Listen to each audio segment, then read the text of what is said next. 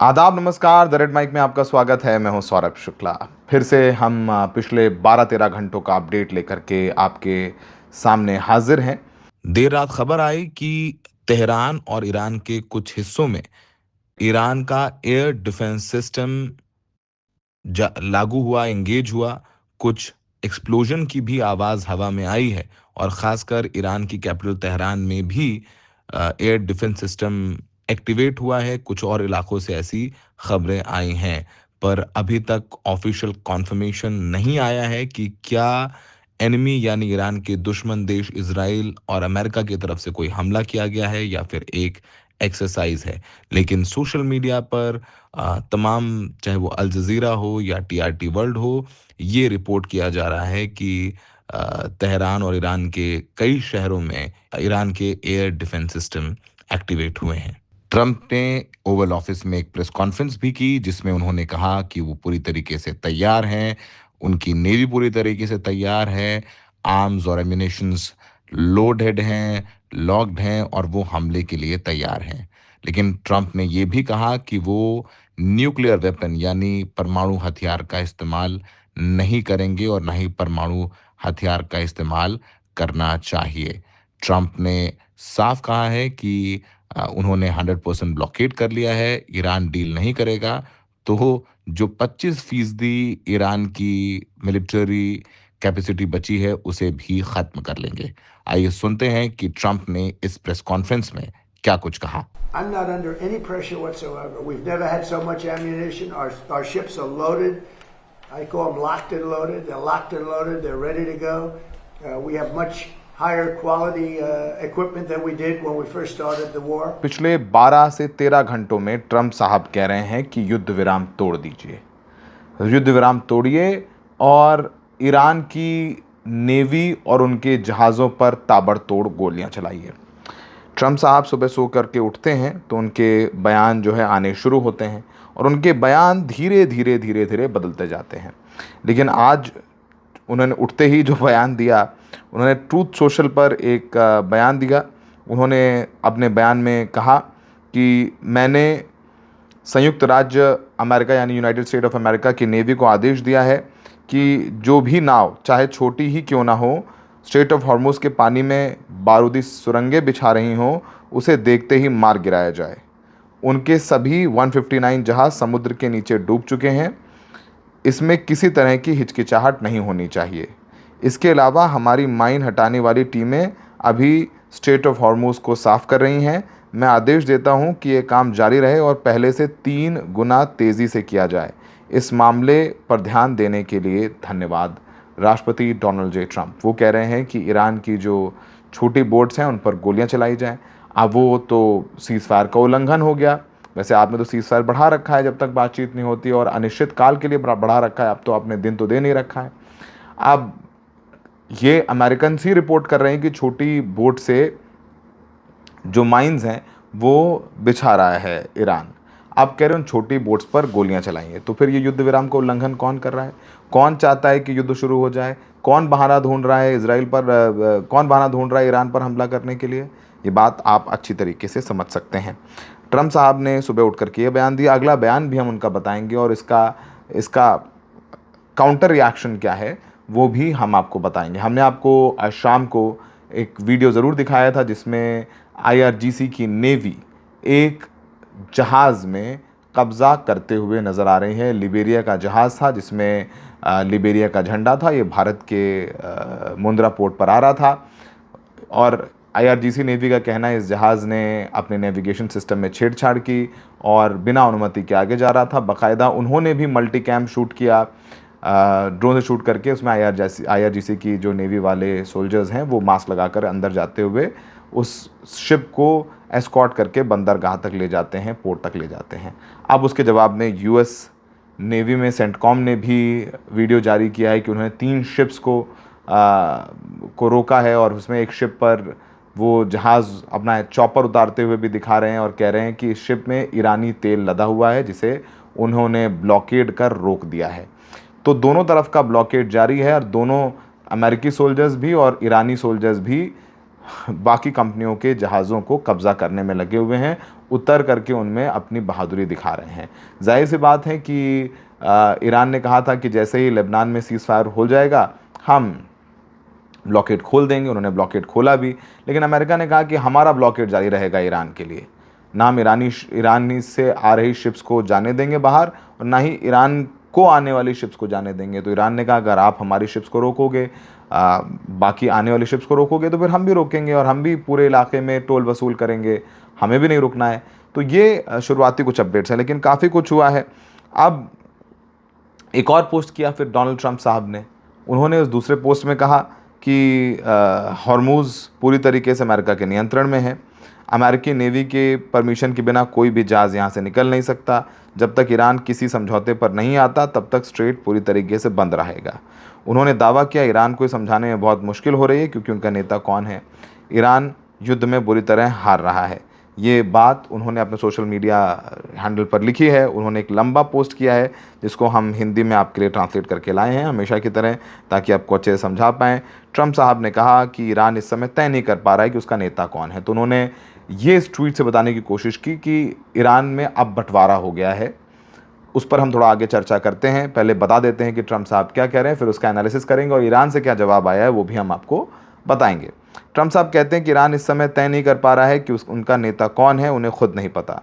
अंदरूनी लड़ाई कट्टरपंथियों और मध्यम वर्गियों के बीच है, मतलब मॉडरेट्स के बीच है। कट्टरपंथी युद्ध में बुरी तरह हार रहे हैं और मॉडरेट्स उतने भी मध्यम नहीं हैं, उतने मॉडरेट नहीं हैं, लेकिन उन्हें सम्मान मिल रहा है। ये सब पागलपन जैसा है। हमारे पास स्ट्रेट ऑफ हॉर्मूज़ का पूरा नियंत्रण है। यूनाइटेड स्टेट्स नौसेना की अनुमति के बिना कोई भी जहाज़ अंदर या बाहर नहीं जा सकता। ये पूरी तरह बंद है जब तक ईरान कोई समझौता नहीं कर लेता। इस मामले पर ध्यान देने के लिए धन्यवाद, डोनाल्ड जे ट्रंप। उन्होंने कहा कि बंटवारा है।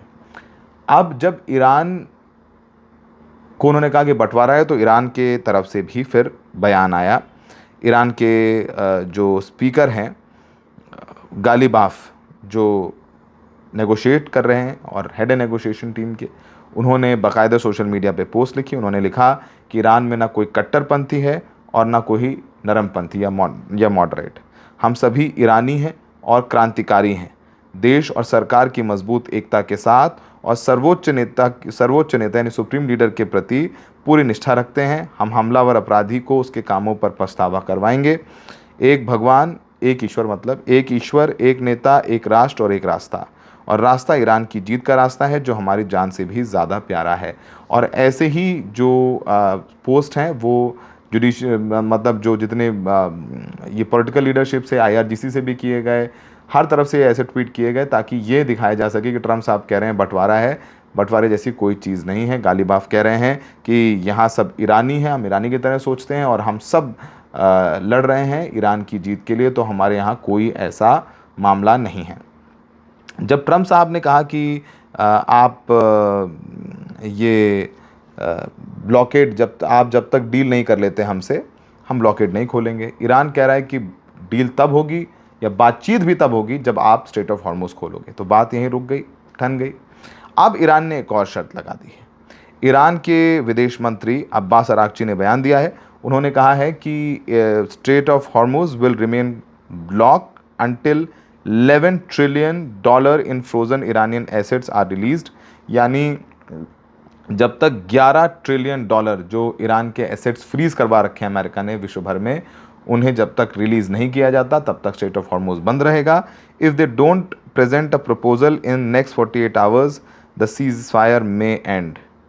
उन्होंने कहा है कि अमेरिका अगर 48 घंटे में हमारे जो एसेट्स फ्रीज़ किए हुए हैं वो डिफ्रीज़ नहीं करेगा तो सीज़ फायर को हम ख़त्म कर सकते हैं। यानी अब सीज़ फायर ख़त्म करने की धमकी ईरान दे रहा है। यानी अमेरिका पर हमला ईरान करेगा। अमेरिका पर हमला करने के मतलब है उसके बेसिस पर, इजराइल पर, उसके शिप्स पर, इन सब पर हमला करेगा, ऐसा ईरान ने कहा है। तो अब तो ईरान उल्टा हूल देने की कोशिश कर रहा है अमेरिका को। यानी वो बेसिकली देखिए, ये भी एक नैरेटिव वॉर है। वो दिखाने की कोशिश कर रहे हैं कि आप हमें इंटिमिडेट नहीं कर सकते हैं। आप ये नहीं कह सकते हैं कि हम यूरेनियम एनरिच्ड यूरेनियम आपको दे दें, या हम ये नहीं कह सकते हैं, आप ये नहीं कह सकते हैं कि हम पूरी सिविलाइजेशन तबाह कर देंगे वगैरह वगैरह, हमारे आपस में लड़ाई है, गोली मारो इनकी छोटी बोट्स को। वो कह रहे हैं कि अब तो लो हम सीज़ फायर ख़त्म करेंगे। अब तक आपने करी, अब हम करेंगे, आप पहले हमारी जो एसेट्स हैं उसे डिफ्रीज कीजिए। 11 ट्रिलियन, अब ऐसा लगता है कि 11 ट्रिलियन एसेट्स को वो अमेरिका आसानी से डिफ्रीज कर देगा? ये सवाल है। तो 48 घंटे का अल्टीमेटम दे दिया, जिसमें कुछ घंटे 8 ही घंटे निकल गए, 40 घंटे बचे हैं, यानी 2 दिन भी पूरे नहीं बचे हैं जब कुछ भी होने की संभावनाएं ये जताई जा रही हैं। अब तमाम छोटे छोटे अपडेट्स हैं वो हम आपको देना शुरू करते हैं। ट्रंप का बयान हमने सुनाया। अब जो रज़ा पहलवी हैं, जो अमेरिका के पिट्ठू हैं, वो जिनको रिप्लेस करना चाहता है अमेरिका करंट रिजीम से, राजा पहलवी आज वो बोलने गए थे बर्लिन में, और बर्लिन में जब वो बोलने जा रहे थे तो उनके ऊपर टोमेटो सॉस डाल करके उनके खिलाफ विरोध प्रदर्शन किया गया। सोचिए कि उनके खिलाफ कितनी नाराज़गी है। वो शाह डायनेस्टी से हैं और उन्हीं को हटा करके ही इस्लामिक रिवॉल्यूशन ईरान में हुआ था और अली खुमानी पहले सुप्रीम लीडर बने थे। हमने आपको गालिबाफ का भी बयान दिखा दिया, बता दिया है। अब इस बीच ईरान जिस तरीके से सब कुछ चल रहा है, इस बीच इजराइल का बयान आता है, क्योंकि एक देश है इजराइल जो आतुर है कि बस युद्ध शुरू हो जाए। तो इजराइल के जो IDF चीफ हैं उनका बयान आया है। उन्होंने कहा है कि हम पूरी तरीके से ईरान के खिलाफ जंग के लिए तैयार हैं, हम बस अमेरिका से ग्रीन लाइट का इंतज़ार कर रहे हैं। और ये जो इजराइल डिफेंस के चीफ हैं, उनका नाम कार्ड्स है, उनका बयान है। उन्होंने कहा है कि targets are marked to complete elimination of Khamenei density, यानी हमने पूरी तरीके से अपने टारगेट्स को मार्क कर रखा है और हम पूरी खामनाई डायनेस्टी को, यानी पूरी मतलब वो मुस्तफा खामनाई जो सुप्रीम लीडर हैं उनको ख़त्म करने की बात कर रहे हैं। तो ये एक बात आई है सामने निकल करके। और इस बीच तेहरान में लगातार लोग सड़कों पर हैं, क्योंकि मुस्तफा खामनाई ने बोल दिया था कि आप लोग परमानेंट सड़कों पर रहें। सारे जितने बड़े स्क्वायर्स हैं, खासकर तेहरान का फ्रीडम स्क्वायर, वहाँ पर लोग लगातार इकट्ठे रहते हैं, जहाँ वहाँ हर रोज़ कुछ ना कुछ ऐसा किया जा रहा है जिससे जो लोगों का मोराल है और उनको मोटिवेट किया जाए। तो उसी क्रम में कल आपने देखा होगा कि खुर्रम शहर और बाकी मिसाइल्स और ड्रोन्स को निकाल के ले जाया गया, दिखाया गया, लोगों ने छुआ भी और खुश भी हुए, उनका मोराल बूस्ट हुआ। उसी तरीके से कल रात जो तेहरान में एयर डिफेंस सिस्टम है उसको टेस्ट किया गया कि अगर मिसाइल आती है तो कैसे तेहरान का एयर डिफेंस सिस्टम रोका जाएगा। और ये भी दिखाने की कोशिश है इसके ज़रिए डोनाल्ड ट्रंप साहब को कि आप अगर कह रहे हैं कि हमारा एयर डिफेंस सिस्टम ख़त्म हो गया है, नेवी ख़त्म हो गई, तो नेवी तो जहाज़ों पर कब्ज़ा कर रही है, फुटेज रिलीज़ कर रहे हैं। और आप देखिए एयर डिफेंस सिस्टम तो हम तो ऑलरेडी टेस्ट कर रहे हैं अपने एयर डिफेंस सिस्टम को, जब हमारे सड़कों पर लाखों लोग, हज़ारों लोग मौजूद हैं। तो वो एक नैरेटिव वॉर के चलते ईरान ने भी दिखाने की कोशिश की है कि हम तैयार हैं और हमने अपनी पूरा होमवर्क कर रखा है। और इजराइल के डिफेंस मिनिस्टर ने थ्रेटन किया है कि ईरान को वो स्टोन एज में भेज देंगे, यानी वापस से वही बयान जो ट्रंप साहब दिया करते थे। अब शायद पहली बार है कि वो इजराइल से आ रहा है, क्योंकि वो ऑलरेडी पीछे से इजराइल से आ रहा था ट्रंप के थ्रू, वो इजराइल सीधे कहने लग गया कि वो ईरान को स्टोन एज में भेज देगा।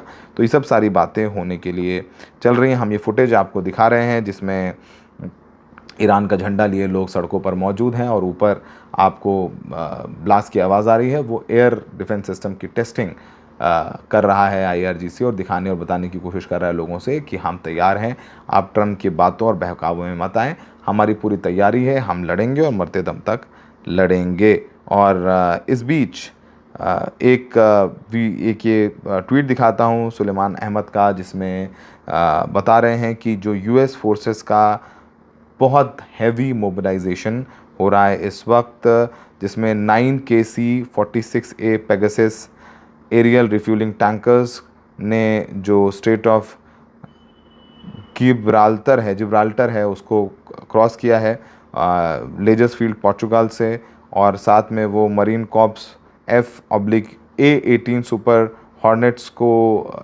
एस्कॉर्ट कर रहे हैं और इनको साउथ कैरोलिना से निकाला गया है। इसके अलावा कई दर्जनों US refuelling aircraft already Israel के बेन गुरियन एयरपोर्ट पे लगे हुए हैं और तमाम जगह डिप्लॉयमेंट्स बढ़ा दिया गया है और उसकी जो गूगल मैप्स पर जो उनकी मूवमेंट है वो उन्होंने अपने इस ट्वीट में दिखाने की कोशिश की है।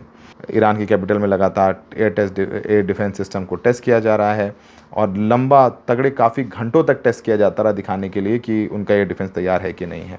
जब ट्रंप ने ऑर्डर दे दिया है कि सभी जो बोट्स हैं ईरान की उनको गोली मारी जाए, तो अब लग रहा है कि कभी भी किसी वक्त भी युद्ध जंग शुरू हो सकती है, तो अपना पूरा इंतज़ाम कर लेना चाहता है, ये बात भी बोली गई है।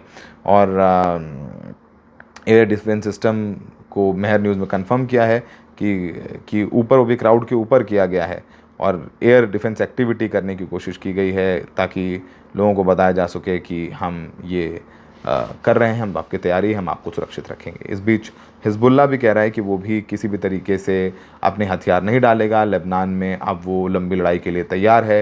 इजराइल कह रहा है कि हम भी सब करेंगे और हिजबुल्ला लगातार अपने वीडियोस भी रिलीज़ कर रहा है जिसमें वो हमले करते हुए, ड्रोन अटैक्स करते हुए इजराइल के ऊपर नज़र आता है। तो हिजबुल्ला भी हार मानने को तैयार नहीं है, अमेरिका भी हार मानने को तैयार नहीं है।